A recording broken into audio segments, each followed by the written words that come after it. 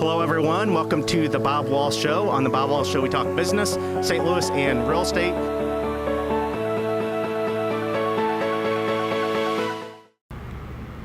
Hello, everyone. Thank you for joining us on the Bob Wahl Show. On the Bob Wahl Show, we talk business, St. Louis, and real estate. I'm excited. I always say that, but I always mean it, and I especially mean it today.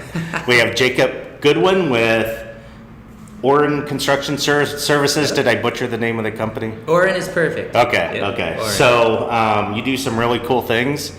We do. And I'm excited to talk about it. So to start off, you are a home builder. You also do like major construction type projects as far as, maybe a rehab or something like that, correct? Yes. Okay. Yep. But before we dive into all that, I guess we'll have you tell us a little bit about yourself and how you got into the construction business. Oh, thank you, Bob. Yep. Thank you. It's a pleasure to be here. Yep. I'm not a man of short words or a few words, but I'll try to make the story quick. Okay. I grew up on a hobby farm in central Wisconsin. My grandparents raised me. My grandfather was a Latin professor. My grandmother was a dental hygienist. But they both loved the farm life. And on that farm, in the farm life, we built barns, we made furniture, we built gates, we helped people build stairways in their homes, we built stone walls and roads. And very early on in my life, I didn't know it, but I was developing a lot of skills with my hands. And it was all a lot of fun. I always thought of our projects as just that, fun, something to do, something to help my grandma and grandpa with. Yeah. I never once thought that I might actually use my hands to make a living. And so I went through school, graduated with undergraduate degrees in marketing and public relations, went through grad school for social and applied ethics, which is more of it's like an MBA from Marquette with a focus in corporate responsibility. How does one make sound decisions, good for the company and good for the people it serves? Right. During that time period, I met my wife, Kelly Johnson, now Kelly Goodwin. And to be honest, the short answer to your question is love is how I got into construction. When I met Kelly, my world changed. We had a very strong relationship early on, and I was just completely floored with this beautiful woman. She consumed my mind, my thoughts all the time. And Kelly was from St. Louis. I was from Wisconsin. Okay. When I asked her to marry me, she had a year of school left, and I had finished up my work. I moved to St. Louis, Missouri. I'd never been here before. Okay. That was a contingency to marrying me. I had to move back home to St. Louis, Missouri with Kelly. That's funny. I've heard that that's often the case Sometimes for men, right? Yeah. But I didn't know what I was going to do. I'd worked for corporate America. I had volunteered for a year. I had different work experiences, and I wasn't sure what I was going to do with myself. Kelly's father owned and operated a real estate development company. Oh, okay. His name is Joe Johnson. He developed a lot of different commercial complexes, a lot of different industrial warehouse places, and then he also did land assemblage, and he owned and managed a lot of the developments that he was responsible for. So I knew Joe needed help. He was looking for someone to bring on board, and I honestly thought that I would be interested in what he did as a real estate developer and someone who built buildings. More importantly, I knew this. I knew that Kelly was my world, and I wanted to do something to get a head start on our life in St. Louis while she finished up school. I thought I could learn anything as long as I improved myself and as long as I could make a living for us.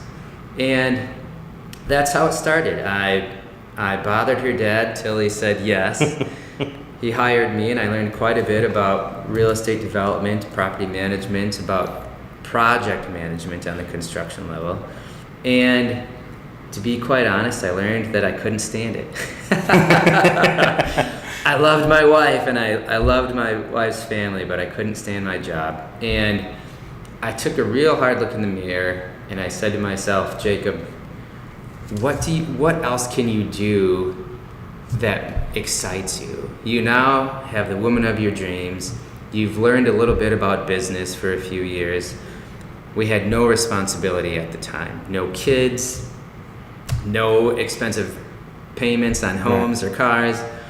And I thought about growing up about all the quote-unquote construction projects I did on the hobby farm with my grandparents. I thought about how happy that made me.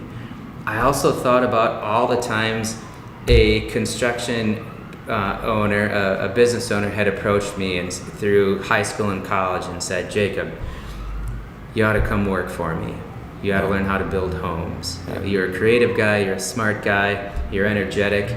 This is what you should be doing. And so I took a leap of faith, and without knowing anything really at all, I thanked my father-in-law for the opportunity he gave me to learn his trade. And I started a construction and remodeling business. Cool. And that turned into bathrooms, kitchens, basements, to major additions, to the last 10 years, building custom homes for people, doing lot infill, a lot of times doing spec as well. That's how I got into the business. Wow, that's probably the best answer I've gotten to that question so far. So, no, really cool, and it's great that you found your niche. Thank too. you. So. Thank you. It's there's a lot to learn. It's an unorthodox experience. It's an unorthodox transition from what I'll call the college years to a career where you know nothing about it. Literally nothing about it. You make a lot of mistakes, but each project that comes along, there are fewer mistakes and more successes. Yep. So what do you like most about? Oh gosh. Now that you're building homes, you're doing. I know you do quite a bit in the central corridor. I'll keep it kind of broad, but what do you like most about it? I do. So there are a few professionally. I guess professionally and personally. Things that my answers might not be answers you'd expect from someone in the construction industry. I love relationship building. I have a genuine interest in people. And the transaction of a house, whether it's selling the house or building the house or renovating an existing structure, that requires people to really get to know each other. Mm-hmm. You're in each other's space for 4 to 6 months, sometimes a year, and you learn a lot about each other. And that potential for a relationship to grow is exciting to me. One of the other things I love about construction is it gives me the ability to exercise my creativity through an outlet. Mm-hmm. I do like to use my hands. I love artwork. I love all of the trades, actually. Carpentry, painting, electrical, plumbing, and when you work with your hands, there's something creative. There's a creative juice in your physical activity when you're essentially assembling a house piece by piece. I'd say one of the other, probably the third highest thing that I love about what I do is I build a house. I build something for a person, an individual or a family that's an integral part of their life. When someone thinks about their house they're going to buy or live in, they're not necessarily thinking about the house. We're creating something that directly impacts their memories. They're thinking about the Christmas tree in the corner, the Thanksgiving get-togethers. Men are probably thinking about fantasy football these days, or moms and dads are thinking about the experiences they're going to have with the kids inside this space. Kitchens get a ton of attention because we're going to bake pies or cookies, or we're going to look up some great recipes and have some great family meals.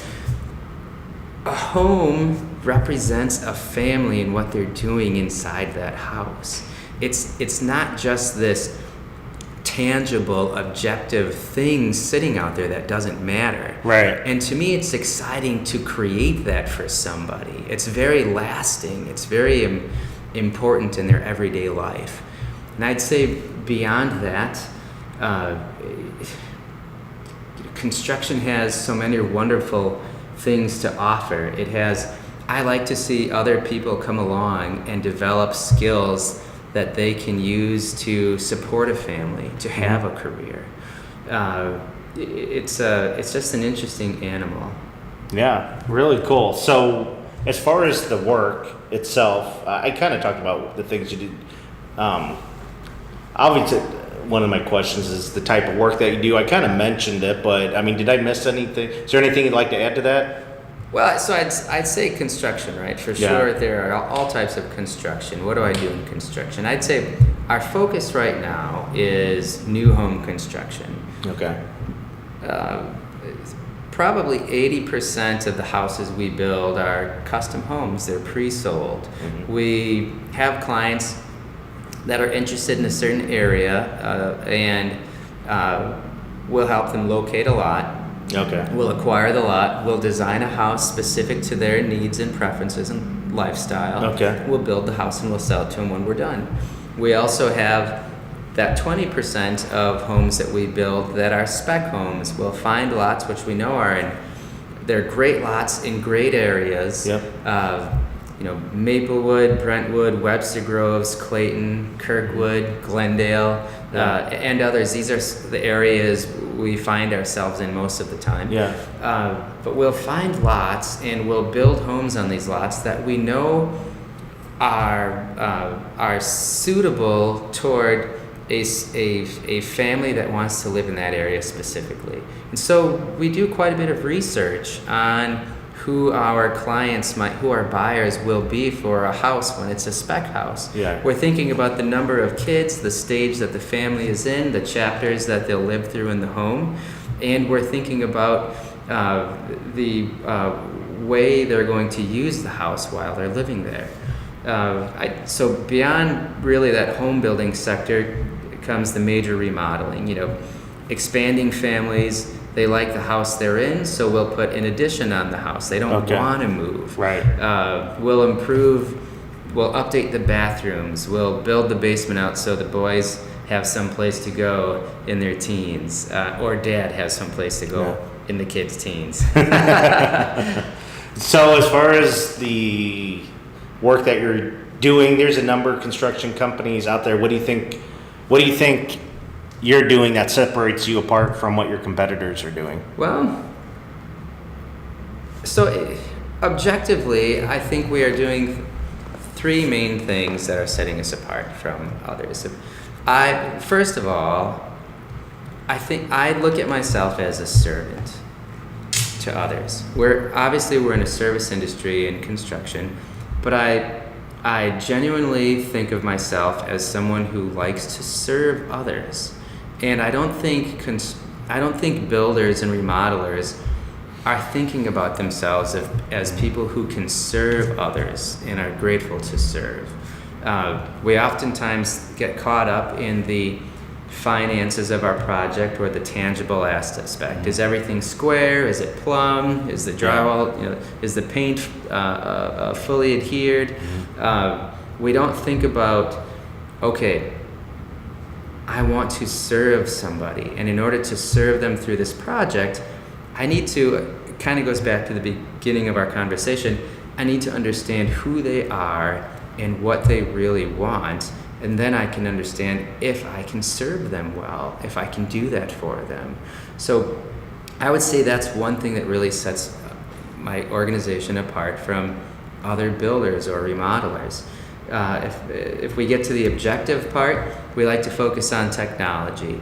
Technology has come to a place where it is no longer expensive to utilize it in our everyday lives in a house. Technology speaks of things like LED lighting. They burn cooler. They burn 70% less electricity. They last up to 20 years. The light is healthier. There's no bulb to throw away every few months. And they've gotten relatively inexpensive. Technology has to do with efficiencies in the house with heating and cooling. We don't blink an eye when it comes to spending a little extra money to put Nest thermostats in our homes. It's just standard. Nest thermostats are great. They can be controlled from a phone or a laptop in another country.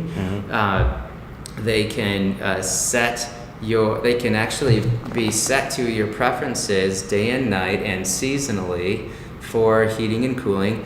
They also are adaptive. This technology learns how you live in the house and will help manage that air management process, if you will, in the house. I'd say another part of technology in the home is, we are already in the day and age where homes are just about wireless. There's no hard cable. I mean, there is hard cable, but we're getting away from hard cable.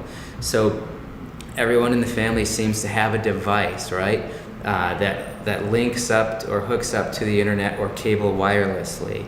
So we put in our homes designated areas where we know there's going to be a router of some sort that's going to put those signals out. Okay.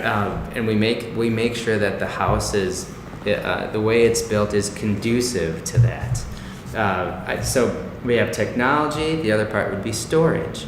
A lot of builders, remodelers, or just people in general, I think we think about how much square footage is available to us in a house and how we're utilizing it.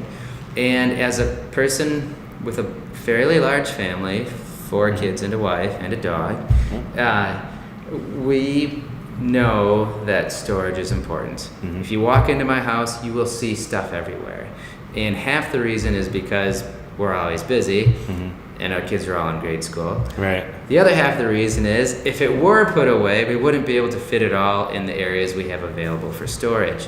So we always think of a family when we're building, and we always think of people as human beings that acquire stuff more than we get rid of stuff. Right. So we try to use every square inch of that house intelligently and design it with built-in storage all over the place, so that we have practical places to put things.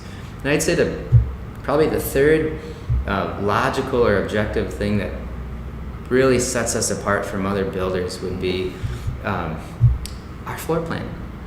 Again, if I'm thinking about not just a family, but a human being's natural process in their home, I'm thinking about the fact that the kitchen seems to get most of the activity, right? The kitchen, the bathroom, For of sure. course, right? Gets most of the activity, and then bedrooms not so much, but maybe a family room as well. So when we design our floor plan, we have a transitional place. We have a kitchen that is suitable for a family to gather around. There's enough room to actually work in the kitchen, do homework, and serve dinner in that same space without feeling crowded. There's a transitional room, I like to call it a transitional room or space that most of us call the mudroom. That mudroom is located usually between the kitchen and garage, because moms especially, and dads who are sharing in this responsibility as well, we hit the kitchen, we go through the mudroom, and in the mudroom we put on shoes and jackets, the kids grab their backpacks, we grab the dog's leash, whatever it is, we grab keys, we go into the garage, and we're out the door, right? When you come home, you go in, you drop all your stuff off in this area. So the first thing most people do is they drop their jackets and shoes and they go to the bathroom, right? And then they go to the kitchen. Or if you're grocery shopping, you want to get right to the kitchen and have some place to set your keys and put your groceries down. Yeah. So this mudroom acts as that transitional space. When you get home, you can throw all this stuff off and not worry about it being all over the house or in sight. Put it in we build custom locker systems. So you can hang your jackets on hooks. You can throw your shoes in these little bays or baskets. You can sit on the bench. You can set a bag of groceries down or hang your keys, and you can walk right into the bathroom, which is usually the very next room or across from the mudroom somehow. And then you can transition into that kitchen. And then that kitchen usually is surrounded, or it's usually right next to what I would call a great room. It's got a fireplace, it has more cozy furniture, big holiday gatherings or birthday parties. That's where people are going to maneuver back and forth through. So that floor plan is a winner no matter how big the family is. When you move upstairs, we always focus on bigger bathrooms, especially the main bathroom. Of course, there's a master bedroom with a master bathroom and closet. Not many builders think about the fact that families with children need bigger bathrooms. Mm-hmm. If your kids it's no secret, everyone's kids are getting up at the same time to go to school. Yes. Parents are up with them as well. Mm-hmm. So why not build a bigger bathroom with a double vanity in it for the kids also? Mm-hmm. Why not think of something creative like a Jack and Jill entry that has maybe 2 showers and that double vanity and some storage in the bathroom? And another important part of a I would call it a smooth functioning second floor plan would be making sure that there's a sizable laundry room, not in anybody's bedroom or closet, but actually in and of itself in its own space. So you can toss laundry in there. You're not walking all the way to the basement or the first floor for it. That gets old. That makes laundry not fun sometimes. Yeah. So a floor plan is the other objective. I would say arsenal in our strategy that sets us apart from other construction companies. I think finally one of the things we do that a lot of people don't know about is, as a builder, when I help a family find a lot and design a house, we bring in the architect and engineer. We guarantee their house for years after it's built, so that relationship only grows and continues. Not only that, but we finance the whole deal. If someone wants to buy a house, of course we qualify them, but they don't have to pay a mortgage for the next 12 months on this new house while living in their existing house.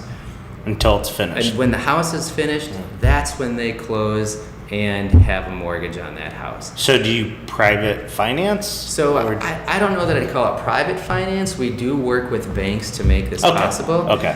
And to be honest, I thought it was a pretty straightforward and practical approach. But what I've learned over the last few years is this is not something that builders often do. No, I don't hear. But it seems so straightforward. Like not even on the land? Yeah, not even on the land. They're not paying on the land either. Correct. Wow. Correct. They do have deposits. No, of course there's going to be some sort of monetary securing of the building and land and whatever. We must do that. But the payments and that sort of thing. It's a pretty good deal for everybody. That, but I mean, I haven't. I've had a few new construction clients, but I haven't heard anything like that. Yeah, and I was surprised to learn that builders aren't doing this for people. Who wants to cover 2 mortgages at the same time? Yeah, right. That's a big hurdle for people. Yeah. No, that's pretty cool. That's a great option. Well, really good information, and I could tell you take a lot of pride in what you do for sure. We love to build. We love serving. We love serving. And how can people find you online and social media? How can they find your website, social media, that sort of thing? They can. So they can find us on facebook.com/OrynCS.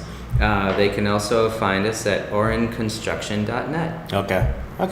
Well, sounds good. Well, appreciate you coming on the show. And look forward to doing another episode with you about covering green technology in a home. So we'll do that as well, and maybe some other exciting things going on too. Look forward to future projects as well. I'm looking forward to it. For sure. So we'll announce some things later on, but we got some fun stuff going on. So. We do. We have some more of these. Yeah. We have a lot of fun ahead of us. It's been an honor to be here. Thank you. Well, great. Well, Thank you. I appreciate you coming on. That concludes this week's episode of the Bob Wahl Show. Thank you so much for joining us. Goodbye for now. Goodbye for now. I'll see you guys next week.